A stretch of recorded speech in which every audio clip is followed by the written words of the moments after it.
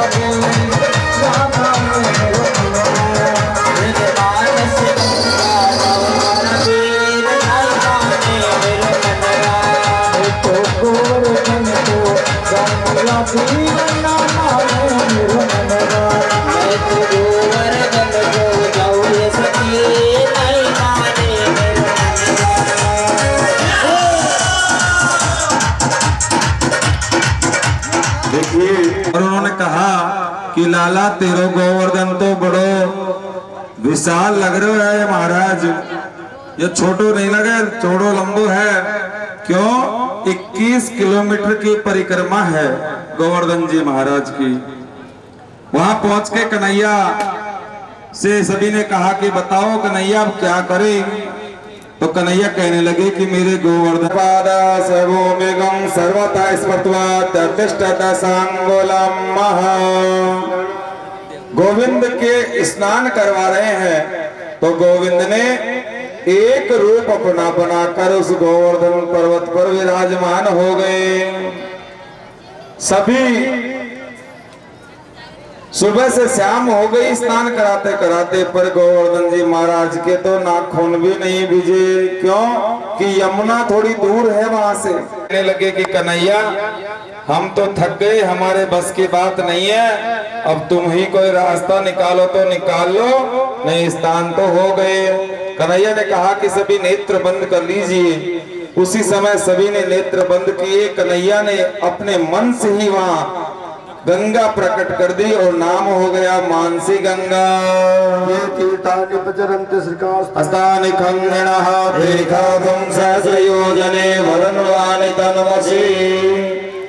जब उन्होंने सभी ने मिलकर उस मानसी गंगा से स्नान करवाया तो कन्हैया कहने लगे कि भैया दूध दही भी चढ़ा दो लाए हो तो।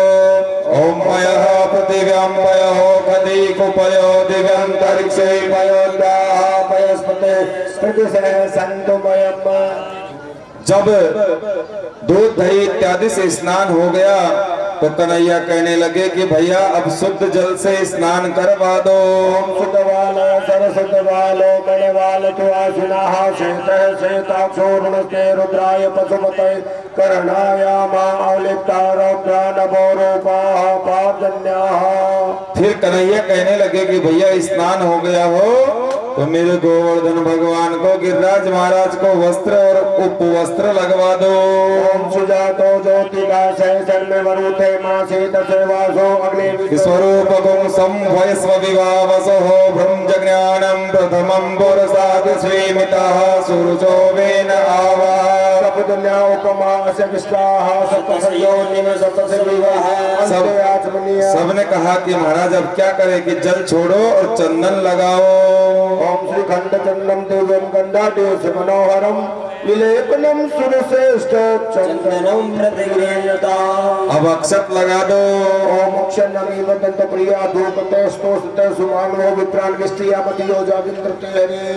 अक्षत लगाने के बाद में अगर ब्रजवासियों पुष्प इत्र लाए हो तो मेरे गिरिराज महाराज को चढ़ा दो।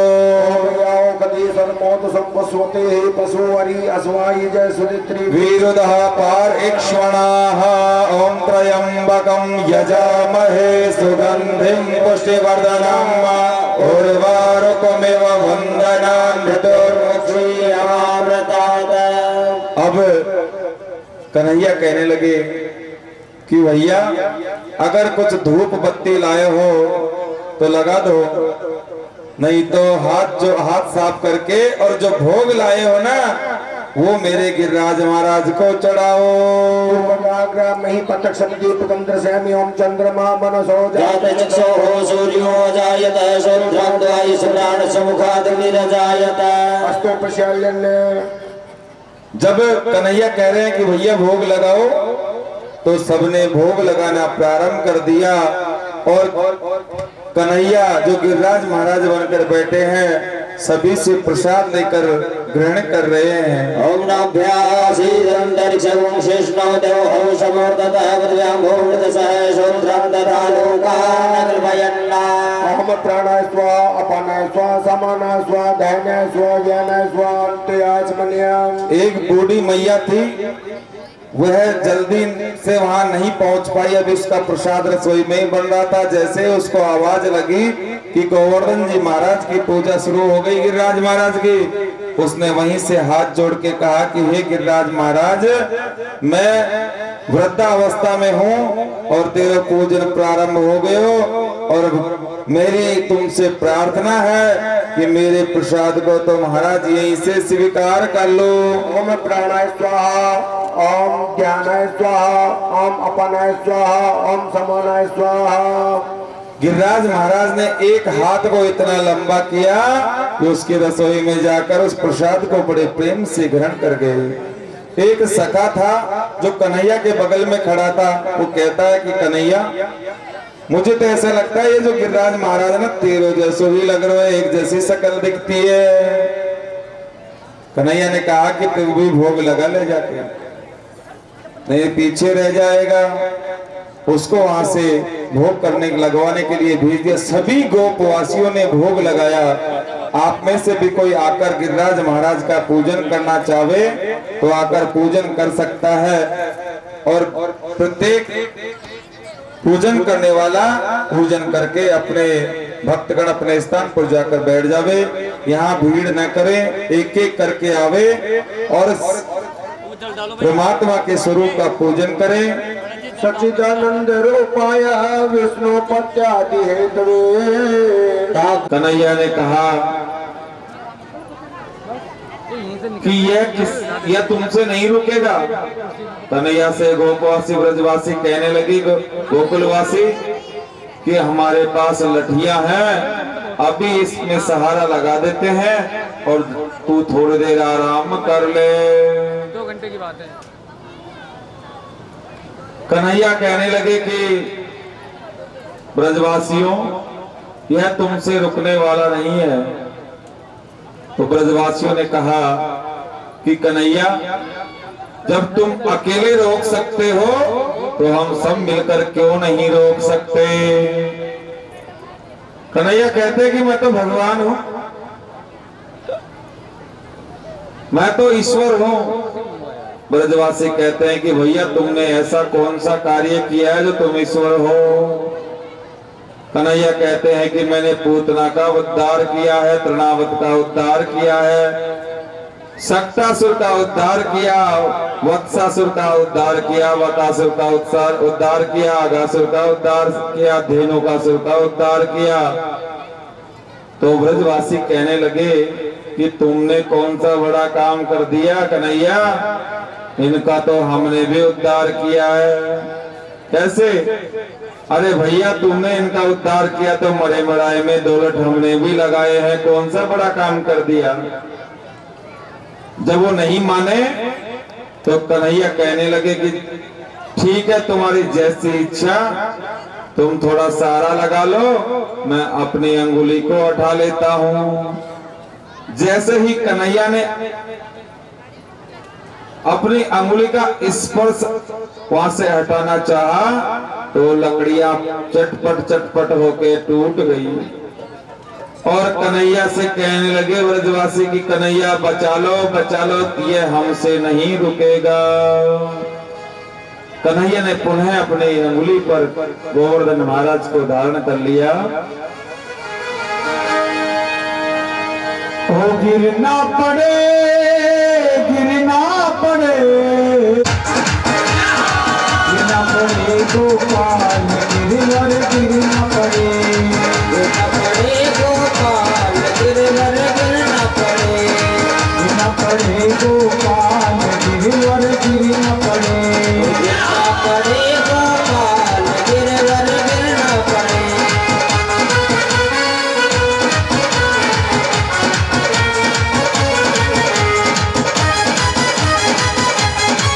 करम कन्हैया कहीं मूर्ख न जाए भैया, भला की नरम कन्हैया, कहीं मूर्ख न जाए कन्हैया। ओ कान्हा की नरम कन्हैया कहीं मूर्ख न जाए भैया, भला की नरम कन्हैया, कहीं मूर्ख न जाए कन्हैया। ओ गिरवर में कोई अपार, गिरवर गिरना पड़े,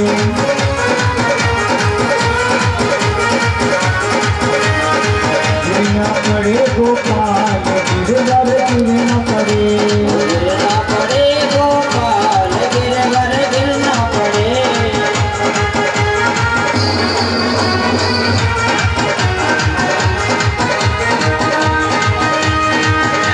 छोटी सी चकली खाती आनोली की कन्या के वर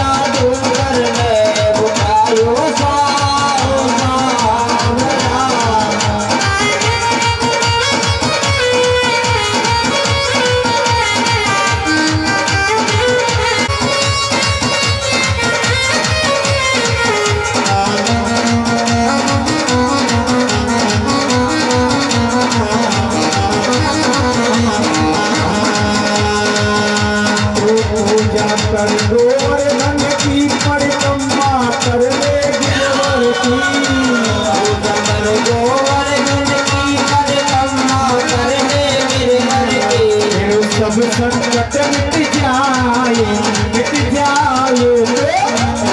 कर गोर धन की फिर सब संकट मिट जाए तो पूजा कर गोर धन की मंगलावा मिल जाए तो पूजा कर गोर धन की कोई बदलाला मिल जाए तो पूजा कर गोर धन की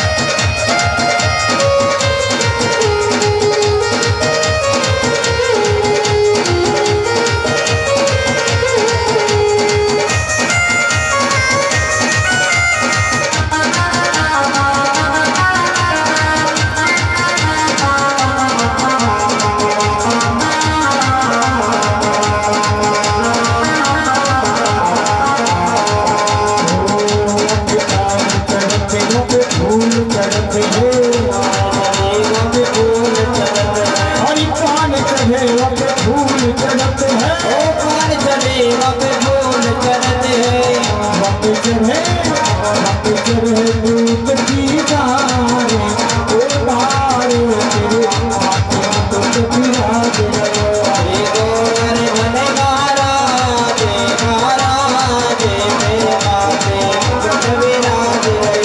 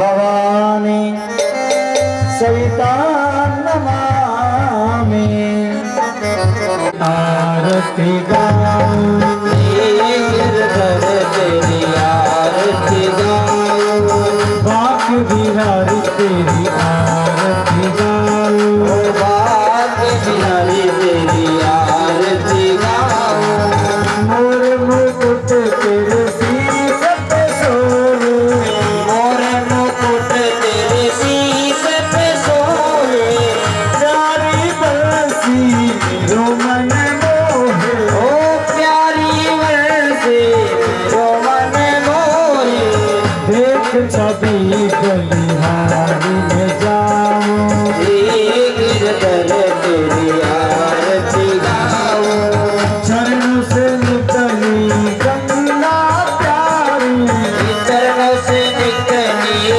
गंगा प्यारी जिसने सारी दुनिया तारी जिसने सारी दुनिया तारी उन चरणों में शीश झुकाऊं गिरधर तेरी आरती गाऊं आरती गाऊं प्रभु आप तेरी जाऊं आरती गाऊं प्रभु आप तेरी जाऊं आप बिहारी तेरी आरती गाऊं गिरधर तेरी आरती गाऊं ओ व्यास दास के नाथ आप हो व्यास दास के नाथ आप हो दुख दुख जीवन प्रभु साथ आप हो सुख दुख जीवन प्यारे साथ आप हो हमारी छवि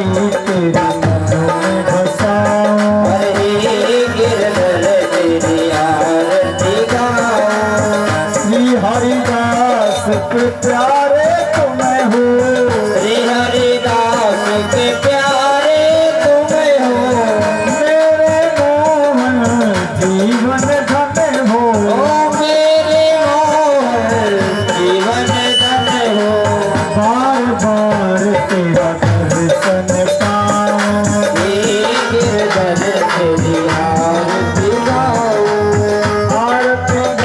समय आप तेरे जाऊं आरती गाऊं प्रभु आप तेरे जाऊं हे गिरधर तेरी आरती गाऊं अरे भाग्य बिहारी तेरी आरती गाऊं बिहारी तेरी आरती गाऊं और सेत्नीकरणं महां देवो शान्तिरन्तरिक्षं शान्तिः पृथिवी शान्तिरापः। और कानों से कथा श्रवण करें। जब 3 दिन तक बारिश का वेग थमा नहीं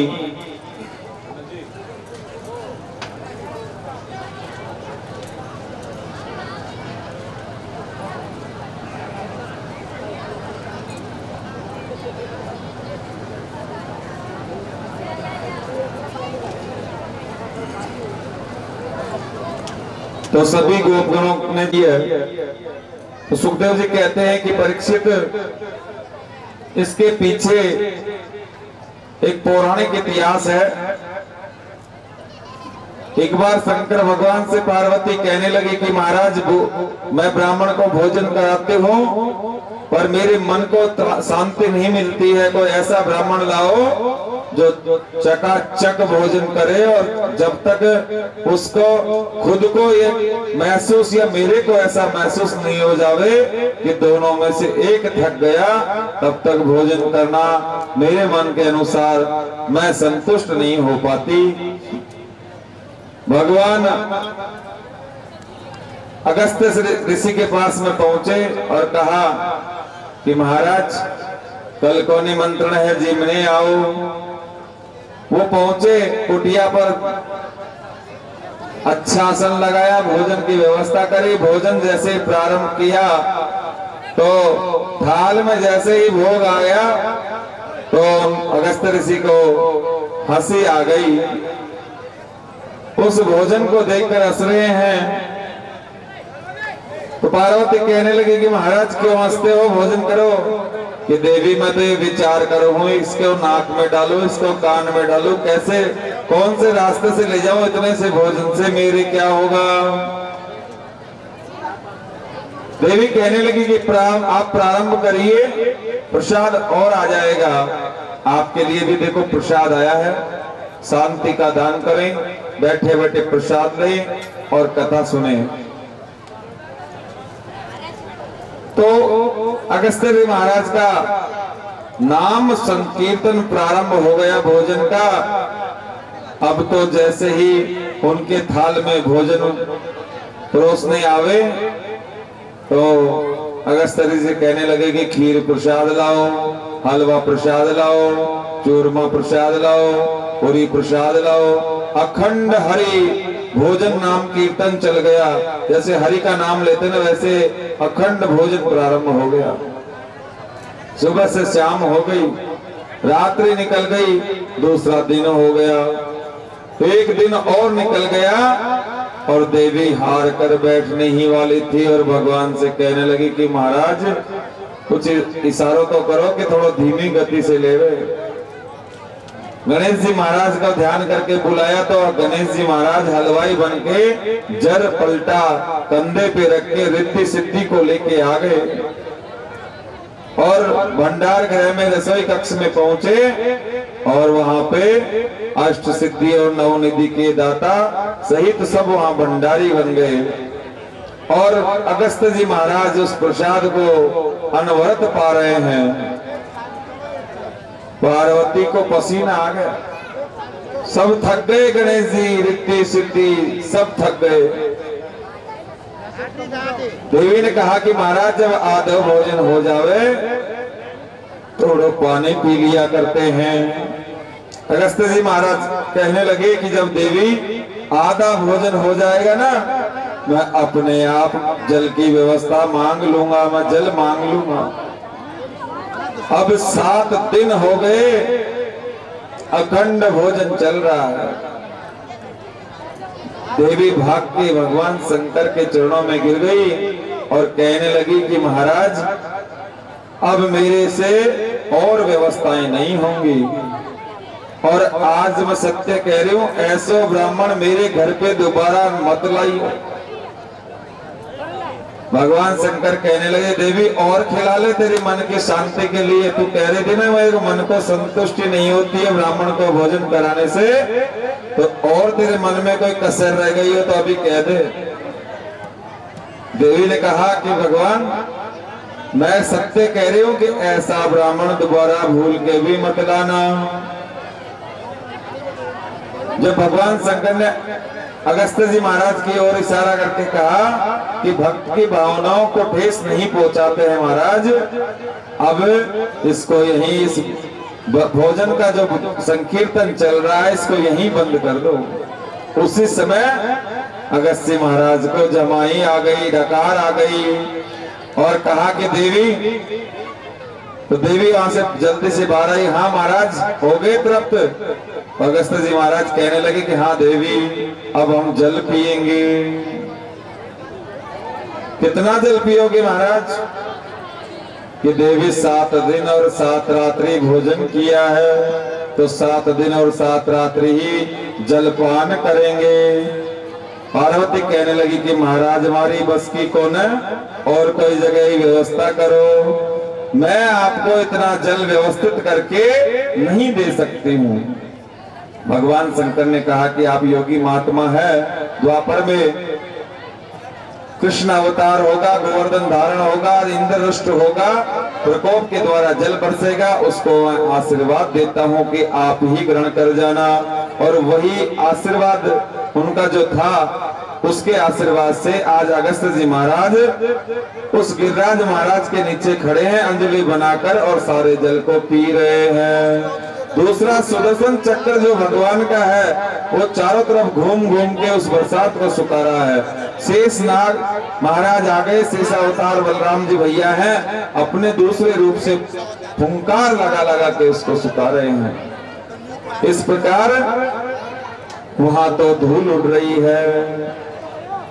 जब इंद्र को एहसास हो गया कि मेरा प्रकोप नहीं चल सकता है, तो इंद्र ने उस बारिश को बंद किया और आकर उस परमात्मा की स्तुति करने लग गया।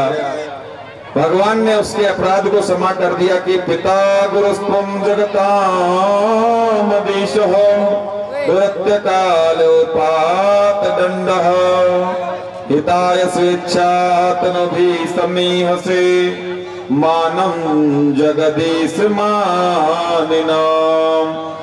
इंद्र कह रहा है कि जगत के पिता तो केवल आप हैं, और आपसे कोई छल करे, कोई आकर आपसे सामना करे, उसके बराबर पापी कोई नहीं है। तो भगवान ने उसके अपराध को क्षमा किया। परीक्षित ने कहा कि महाराज, सुखदेव जी से कह रहे हैं कि एक अपराध ब्रह्मा ने किया था पर भगवान बोले नहीं, कन्हैया बोले नहीं, और यहाँ पे अपराध इंद्र ने भी किया है। पर इसको क्यों बोल रहे हैं कि तुम्हारा अपराध क्षमा है? क्यों? कि गोविंद ये कहते हैं कि मेरे भक्तों से कोई मेरे को दूर करे, कि हम भक्तन के भक्त हमारे, और सुन अर्जुन प्रतिज्ञा मेरी, यह व्रत टरई न टारे, भक्त हमारे पग धरे और वहां दरों में हाथ।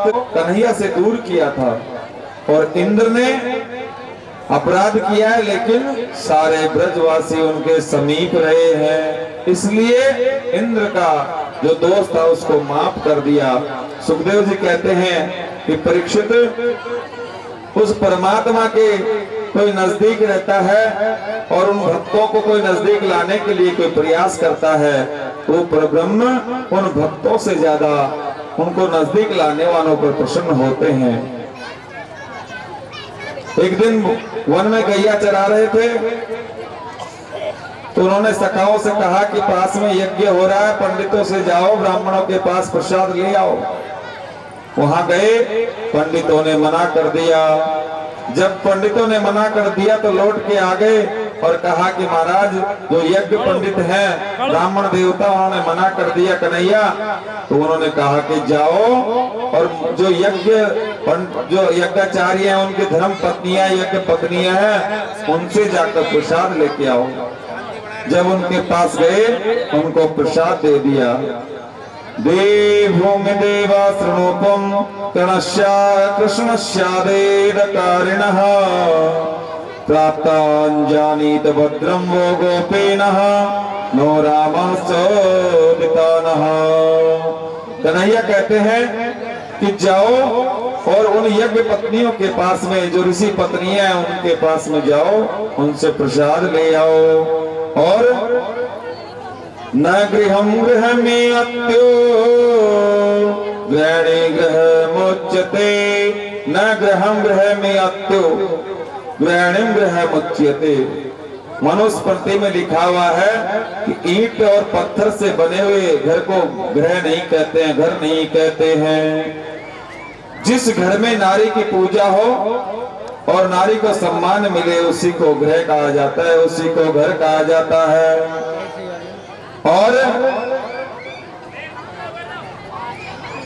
यह जो नारी आदर के योग्य होती है उस घर में सदैव लक्ष्मी बरसती है, वहां देवताओं का वास होता है।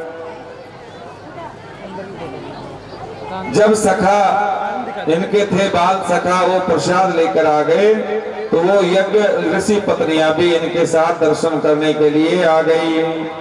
दिग्जनम न स्त्री वृदा विद्याम दिग्भोग्यता महा दिगपोलम दिगक्रियादाक्षम विमुखाये त्वदोक्षजे।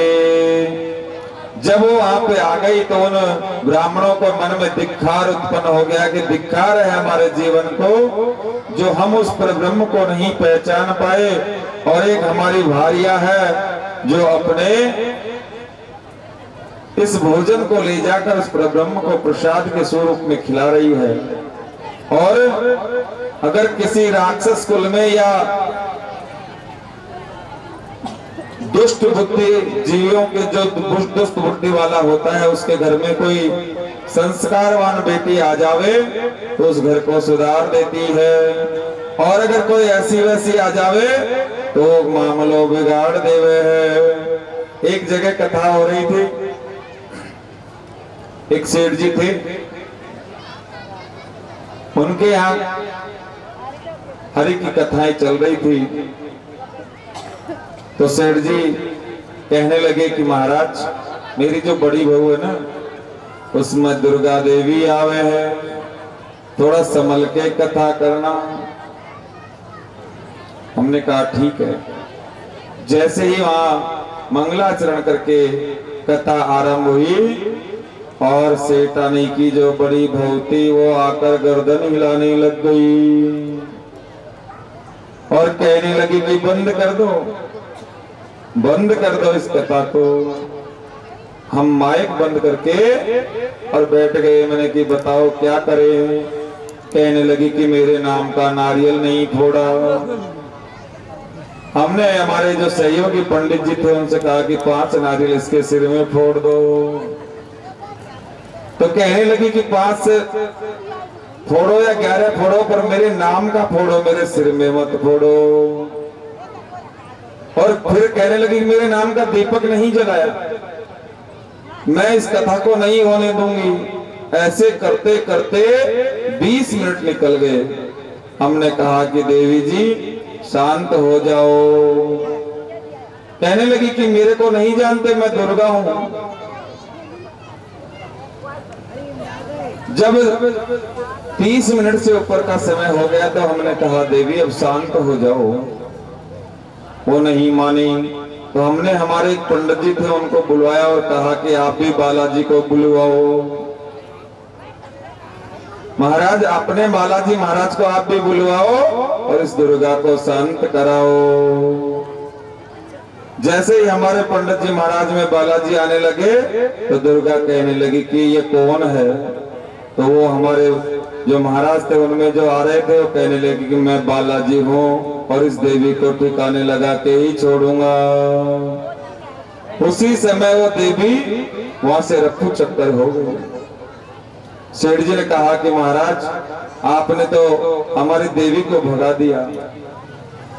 हमने कहा कि सेठ जी न तो इसमें कोई देवी आ रही थी, न कोई पिता आ रहा था, न कोई माता आ रही थी, ये सारा ढोंग हो रहा था।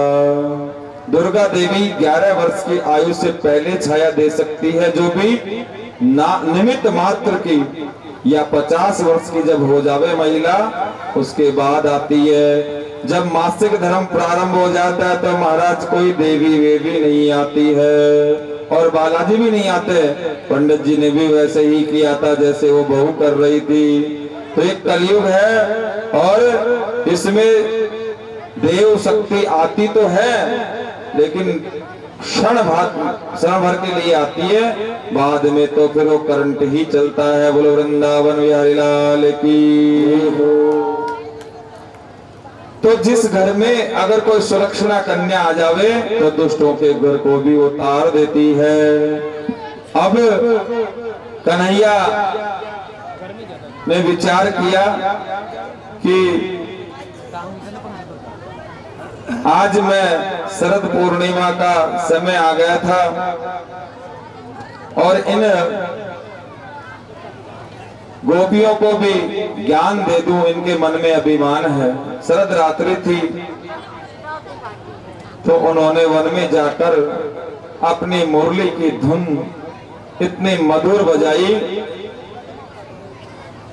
कि जो गोपी अपने घर में भोजन कर रही थी, एक एक ग्रास को मुख में ली और एक ग्रास हाथ में लेकर चली दौड़ी आई। एक गोपी कानों में कुंडल पहन रही थी तो नाक में डाल के आ गई। एक गोपी आंखों में अंजन लगा रही थी, होठों पे लगा के आ गई। और एक गोपी तो वस्त्र आधे ही पहनी थी, आधे वस्त्रों को रास्ते में पहनते पहनते आ गई। उस मुरली की मधुर धुन को सुनकर गोपियां मधुवन में इकट्ठी हो रही हैं। एक गोपी को उनके पति ने नहीं आने दिया और कमरे में बंद कर दिया। गोपी कह रही है कि आपको ये मुरली की धुन सुनाई नहीं दे रही है, बांसुर की धुन सुनाई नहीं दे रही है। तो पतिदेव कह रहे हैं कि इस धुन से मुझे कोई मतलब नहीं है, तो इस कमरे से बाहर नहीं आवेगी। उसने वहीं से उस मुरलीधर का ध्यान किया तो वह उस शरीर को त्याग कर जाने से पहले अपने पति से कहने लगी कि इस शरीर पे चीनी और शहद लगा के तुम पूजन में रख लो, मैं तो अपने गोविंद के दर्शन को जाती हूँ। वहीं से उसने अपने शरीर का देह त्याग किया और सबसे पहले कन्हैया के पास में पहुंच गई। जब सारी गोपियां इकट्ठी हो गई तो कन्हैया ने झटके से ही बंद कर दिया मुरली बजाना और कहने लगे कि गोपियां यहाँ क्यों आई हो। गोपियों ने कहा कि देखो इस लाला की छोटी छोटी बातों को तो सुनो, खुद ही तो मुरली बजाता है, खुद ही बुलाता है और फिर खुद ही कह रहा है कि यहाँ पे क्यों आई हो।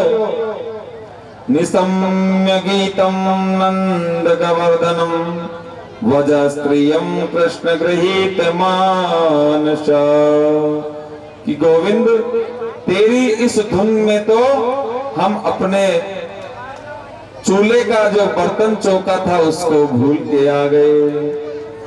तो कन्हैया कह रहे हैं कि मैंने कहा था कि तुमको आने के लिए, और इतनी रात्रि में आई हो, तुम्हारे पतिदेव क्या कहेंगे, तुम लौट जाओ लौट जाओ। क्यों? कहने का भाव है कि कन्हैया जब किसी को अपनाते हैं तो पहले उसकी परीक्षा करते हैं कि यह कच्चा है या पक्का है। कृष्णं विदो परम कांतम न तो ब्रह्मतया मुनि गुण प्रबाहोर परम सदाश्याम गुण विद्याम कथम महा। उक्तम तुरस्तादेव दत्ते चेद्यम सिद्धिं च तथागता दृशिन्नपि ऋषिकेशः किमुदाग्योक्षं प्रिया। सुखदेव जी कहते हैं कि गोपियां कह रही हैं कि कन्हैया जब तुमने हमको याद किया तभी तो हम यहाँ पे आए हैं। कन्हैया ने कहा कि मैंने कब याद किया, मैंने कब बुलाया। और कन्हैया कह रहे हैं कि तुम सब अपने पति को छोड़ के आई हो, तुम जाओ और उनको जाकर तुम अपना दृश्य करो। उनको जब ये पता लगेगा कि तुम वन में आई हो तो तुम्हारा ये पतिव्रत भ्रम नष्ट हो जाएगा। कन्हैया से भगवान कहते हैं कि देवियों, एक पतिव्रता नारी थी जो अपने पति के चरणों को दबा रही थी। उसी क्षण उसका एक नन्हा सा बालक था, गुटवन गुटवन खेलते हुए दहकते हुए चूल्हे की तरफ चला गया। अब जैसे उस स्त्री ने देखा तो विचार किया कि अगर मैं अपने पति की चरण सेवा को छोड़ूंगी तो मेरा पतिव्रत धर्म नष्ट हो जाएगा। और अगर मैं अपने बच्चे को देखूंगी, उसको नहीं लाऊंगी तो जल जाएगा। तो बताओ वो क्या करे? गोपियों ने कहा कि हमको क्या पता। तो कन्हैया कहने लगे कि उस पतिव्रता स्त्री में इतना सत्य था कि जब वो उनके पति चरण सेवा के द्वारा जब नींद के आगोश में आ गए, तो जाकर उन्होंने जब अपने बच्चे को देखा तो बच्चा वहां सुख पूर्वक खेलता हुआ मिला। उस अग्नि ने भी उस बालक का कुछ नहीं बिगाड़ा। और महाराज को एक दिन में पतिव्रत धारण कर वो चाहे तो हो भी नहीं सके है। एक पतिव्रता स्त्री थी, वो पतिव्रत धारण करती थी। एक दिन उसके पति आए, उस समय वो धान कूट रही थी। धान कूट रही थी तो उनके पति ने आकर कहा कि देवी हमको पानी पिलाओ, और जाकर पलंग पर आराम करने लग गए। जैसे ही उन्होंने पानी के लिए कहा, उस समय वो धान कूटने के लिए हाथ को ऊपर ऐसे कर रखी थी, वहीं पे उस मूसल को छोड़ दिया और जाकर पानी का गिलास लेकर उनको जल पिला दिया। लेकिन उस मूसल में इतना सामर्थ्य नहीं था कि वो नीचे गिर जाए। जिस जगह छोड़ा उसी जगह वो ठहर गया, क्योंकि उसका पतिव्रत धर्म उसके आड़े आ रहा था। जाकर उनको जल पिला दिया। इस सारे दृश्य को एक पड़ोसन देख रही थी। वो आई और कहने लगी कि देवी, यह तुम अभी थोड़ी देर पहले तुम्हारे पति को जब जल पिलाने गई तो ये मौसम कैसे रुक गया यहाँ पे? तो उसने कहा कि मैं पतिव्रत धारण करती हूँ, उसका पालन करती हूँ। तो उसने कहा कि मैं भी आज से अपने पति की सेवा में लग जाती हूँ। 2-4 दिन बाद में जो पड़ोसन थी, उसने अपने पति से कहा कि देखियो, मैं पतिव्रत धारण का जो नियम उसको पालन कर रही हूँ, और आज जब तुम आओ ना, मैं तुम्हारे यहाँ पास में बैठ के धान कूटूंगी, और फिर तुम मेरे से जल मांगना पीने के लिए, फिर देखना मेरे व्रत का प्रभाव दिखाऊंगी। उस पतिदेव ने विचार किया कि बैकी बैकी बातें करती है, कहीं कुछ देख लिया होगा, चलो इसका मन रखने के लिए वो आए दिन में और वहां पलंग पे आकर आराम करने लगे। तो वो धान कूटने के लिए ओखल और मूसल ले आई और सिराने बैठ के धान कूटने लग गई। पतिदेव ने कहा कि पगला गई है, फिर भी उसका मन रखने के लिए जब वो नहीं बोले तो थोड़ा जोर से कूटने लगी। फिर थोड़ा उसने आवाज करी। पतिदेव बोले कि याद है मेरे को, तेरे से जल मांगना है, लाओ हम जल पिएंगे। तो वो बड़े जोर से उठी कि देखो आज मेरा पतिव्रत धर्म भी इनको दिखाती हो। खड़ी होके और मूसल को ऐसे पकड़ी कि उसका भी तो रुका था, ऐसे करके, और जैसे ही हाथ उठाया तो मूसल पतिदेव के सिर पे आके गिर गया। सुखदेव जी कहते हैं कि कोई पत्नी अगर 5 दिन में पतिव्रत धारण करने में तो वो नहीं हो सकता है। और कलयुग में तुलसी बाबा ने लिखा है कि एक ही व्रत एक धर्म नियमा, काय वचन मन पति पद प्रेम। माता बहनों के लिए जो सबसे बड़ी सेवा बताई है, पति की चरण सेवा बताई है। पर महाराज कल भी बताया था, आज भी बता रहे हैं कि किसी को कोई कह मत देना। कोई ये कह देना, ये कह देगा ना कि महाराज कथा में बताए थे थोड़ी सेवा कर लो तो अच्छी मेवा मिल जाएगी। बोलो वृंदावन बिहारी लाल की जय हो। कलयुग का प्रभाव है। तो सुखदेव जी कहते हैं कि जब कन्हैया ने गोपियों से कहा कि तुम पतिव्रत धारण करो और लौट जाओ, कन्हैया से गोपियों ने कहा कि ऐसा उदाहरण तो हम भी बहुत दे देंगे कन्हैया। यह बताओ कि एक पति और पत्नी है और उनके पति व्यापार करने के लिए जाते हैं, तो पत्नी कहती है कि मैं तुम्हारी सेवा पूजा किए बिना कैसे रहूंगी। कन्हैया कहने लगे कौन सी बड़ी बात है, उसका एक चित्र बनाकर रख लो, फोटो, उसको देखो। 2 वर्ष व्यतीत हो गए, वो स्त्री रोज उस तस्वीर के सामने बैठ के उनका पूजन करे। गोपियां कहती हैं कि कन्हैया एक दिन वो पूजा कर रही थी उस चित्र की, तो उसका पतिदेव आ गया और वो 1 घंटे तक दरवाजा खटखटाता रहा। उस स्त्री ने अंदर से विचार किया कि मैं अपने पति की पूजा में बैठी हूं, मैं इस दरवाजे को खोलूंगी तो ये पूजा मेरी अधूरी रह जाएगी। बताओ कन्हैया, वो स्त्री पूजा को छोड़े या नहीं छोड़े, वो दरवाजा खोले या नहीं खोले। कन्हैया कहने लगे कि गोपियों इसमें कौन सी बड़ी बात है, जब जो चित्र की जिसकी वो पूजा कर रही है वो असली रूप में अगर आ गया हो तो उसको दरवाजा खोल देना चाहिए। तो गोपियां कहती कि कन्हैया यही तो हम कह रहे हैं, हम तो आपको पति के रूप में मानते हैं। वो पति जो शरीर और भौतिक सुविधाओं के लिए है उनको हम पति नहीं मानते, पति तो आपको मानते हैं। सुखदेव जी कह रहे हैं कि वो बार बार उनको कन्हैया समझा रहे हैं, जब नहीं माने तो कन्हैया ने कहा कि देवियों मैं तुम्हारे साथ एक नृत्य करता हूँ। दक्षिण भारत में एक नृत्य होता है जिसमें नायक एक होता है और नायिकाएं अनेक होती हैं, लेकिन जब वो नृत्य करते हैं तो ऐसा प्रतिबिंब दिखाई देता है कि प्रत्येक नायिका के साथ में वो नायक दिखाई दे जाता है। कन्हैया ने वहां रास प्रारंभ कर दिया।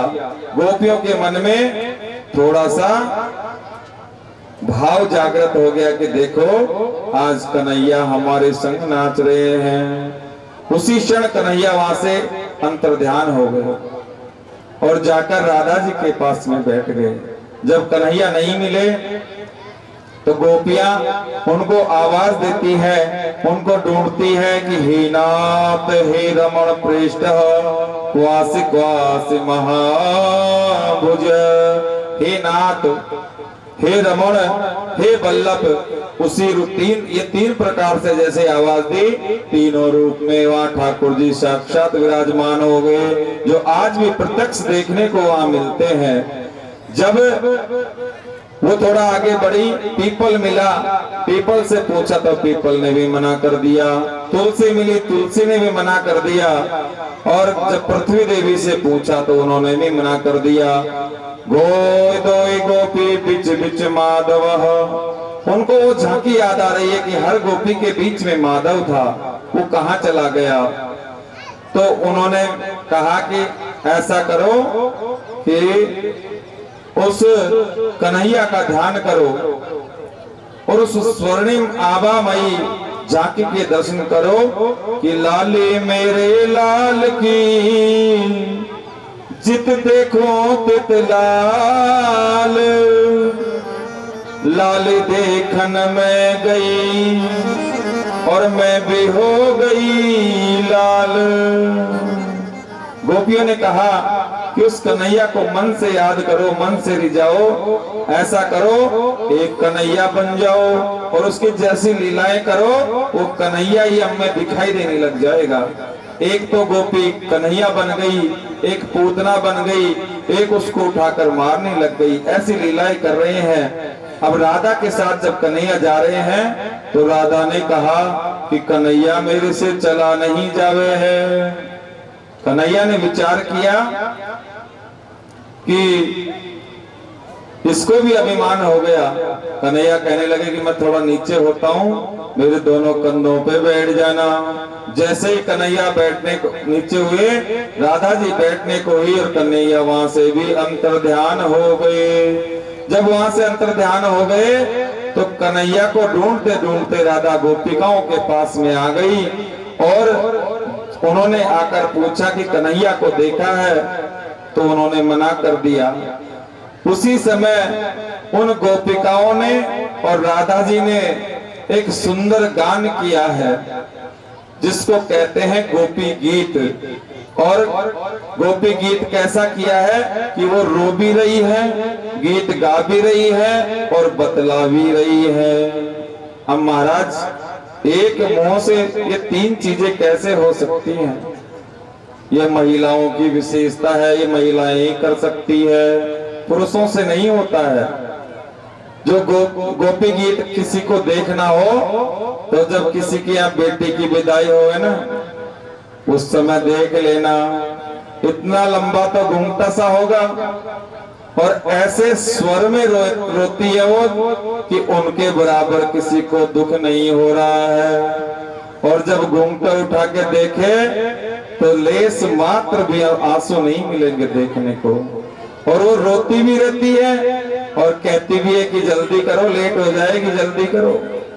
और अपने को अपना काम भी संभाल लो है। और देखिए पीछे से कोई रोना नहीं है, रो भी रही है, बात भी कर रही है और नहीं भी रो रही है। उसी को कहते हैं गोपी गीत। तो जब गोपियों ने गीत प्रारंभ किया तो कैसे गाया है कि जयति तेदिकम जनमना व्रज श्रयत इंद्रिया शाश्वदात्रहि दायित दृश्यता देख सुतावका त्वयिद दाशवा विचिन्वते। वो कह रही है गोपियां कि हे माधव, हे कृष्ण, आप कहाँ चले गए? आप हमको अकेले छोड़कर इस वन में कहाँ गए? कन्हैया कह रहे हैं कि मैं कौन सा तुम्हारे लिए आया हूँ और मैंने किया क्या है? तो वो कह रही है कि अगर तुम हमारे लिए नहीं आए तो तुमने व्याल राक्षसों को क्यों मारा? उस जहरीले जल को शुद्ध क्यों किया? हमारे लिए उस इंद्र से तुमने जल में हमारी रक्षा क्यों करी? ऐसा बार बार कह रहे हैं। और तव कथामृतम तब जीवनम कवि विरीडिता कल्मषापह श्रवण मंगला श्रीमदामता भुवि गृह्णान्ति ते भूरिदा जना। वो कह रहे हैं कि आपकी जो एक कथा है ना महाराज, अमृतत्व का प्रदान करती है। ये अमर प्रदान का बना अमर तत्व है और इसको सुनने से ये जीवन तृप्त हो जाता है। ऐसी लीलाओं को सुनने से जीवन तृप्त हो जाता है। और आप कह रहे हैं कि हमारे लिए मैंने क्या किया है? आपने तो वो कर दिया महाराज जो कोई किसी के लिए नहीं करता है। जब उनको इस प्रकार रुदन करते हुए देखा तो दृष्टि के चार प्रकार होते हैं, आत्माराम, आत्मकाम, पूर्ण काम और गुरुद्रोही। जब सारे भाव उनको दिखाई नहीं दिए तो भगवान वहां उनके मध्य में आकर खड़े हो गए और महारास प्रारंभ हो गया। उस महारास में कामदेव आ गया। कामदेव ने कहा कि मैं भी तुम्हारे साथ नृत्य करूंगा और मैं देखता हूं कि तुम आज इस रास को कैसे पूर्ण करते हो। कन्हैया कहने लगे कि तेरे को पहले शंकर के द्वारा जलकर भस्म करवाई दिया था, राम अवतार में तेरे को मैंने उस समय परास्त कर ही दिया था और तू अगर नहीं मानता है तो बता कौन सा युद्ध करेगा? बोले मैदान युद्ध करूंगा। मैदान युद्ध का मतलब होता है किसी का विवाह कर दिया जावे और उससे कह देवे कि भैया ससुराल में मत जाना, बहू को मत लाना, तब अपने आप युद्ध हो जाता है भगवान। तो उससे मैदान युद्ध के लिए कहते हैं। कन्हैया उसको उल्टा पकड़ते हैं और वहां पे वृक्ष में उल्टा लटका देते हैं और महारास प्रारंभ होता है। जब इस महारास की सूचना शंकर भगवान को लगती है तो मेरे भोले बाबा दौड़े दौड़े आते हैं उस रास के दर्शन करने के लिए।